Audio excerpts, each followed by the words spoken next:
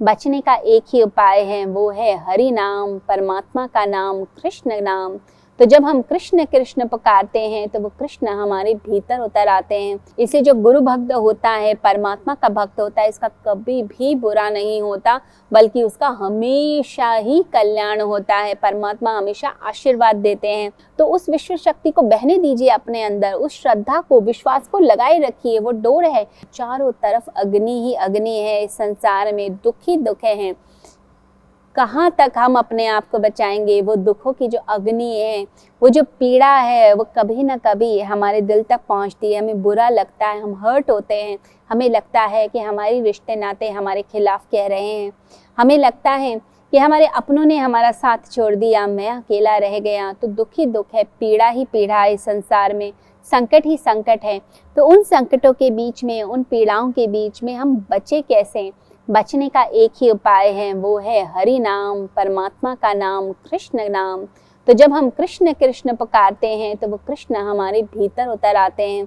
परंतु उतरेंगे तभी जब हमारा हृदय सरल होगा। अर्जुन की भांति हम भी जो है परमात्मा की शरण में चले जाएंगे। तो अर्जुन एक भोला भाला बालक बनके परमात्मा का शरण में जाता है, शरणागत हो जाता है, ईश्वर की शरण में चला जाता है। जो व्यक्ति ईश्वर की शरण में जाता है, परमात्मा का हो जाता है, फिर सारी रिस्पॉन्सिबिलिटी तो परमात्मा की है ना। परमात्मा ही तो सब कुछ देखेंगे। फिर तो ईश्वर का ही काम है कि वह आपसे क्या चीज़ करवाए। आपका फिर विनाश नहीं होता। याद रखिए, कल्याण के मार्ग पर जो चलता है उसका कभी नाश नहीं होता है। और जो कल्याण के मार्ग से भटक जाता है, अधर्म की राह पर चला जाता है, उस व्यक्ति का नाश अवश्य होता है।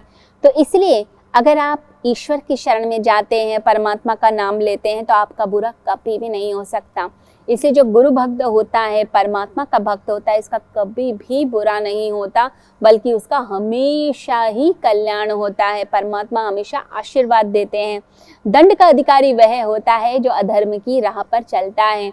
तो यहाँ जो युद्ध है महाभारत का, उसमें धर्म की राह पर अर्जुन है, पांडव हैं, क्योंकि वह सत्य के लिए लड़ रहे हैं, धर्म के लिए लड़ रहे हैं। उनके ऊपर अन्याय हुआ था, उसके खिलाफ लड़ रहे हैं। और युद्ध उन्होंने कभी नहीं चाहा था, युद्ध दूसरे व्यक्तियों ने चाहा था, उन्होंने युद्ध को आरोपित किया था।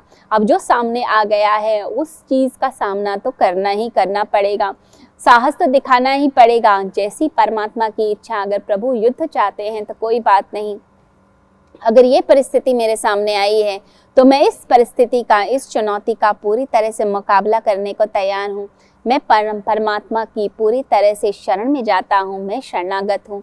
तो ऐसे भाव आने चाहिए हमारे अंदर। ज़िंदगी में भी बहुत सारी तकलीफ़ें आती हैं, उस समय कभी ये मत सोचिए कि मेरा तो भगवान से विश्वास ही उठ गया, पता नहीं परमात्मा अच्छों के साथ ही बुरा क्यों करता है।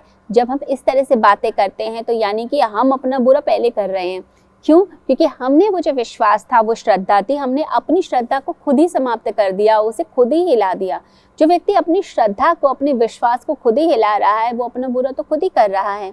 विश्व शक्ति जो है ऊपर से हमें प्रेरणा दे रही है, मुझसे कनेक्ट हो रहे हैं। तो उस विश्व शक्ति को बहने दीजिए अपने अंदर, उस श्रद्धा को, विश्वास को लगाए रखिए। वो डोर है जिससे आपको एनर्जी मिलती है। अगर आप अपनी एनर्जी नहीं लेंगे तो फिर काम कैसे करेंगे? इसे याद रखिए कि परमात्मा की शरण कभी नहीं छोड़नी चाहिए।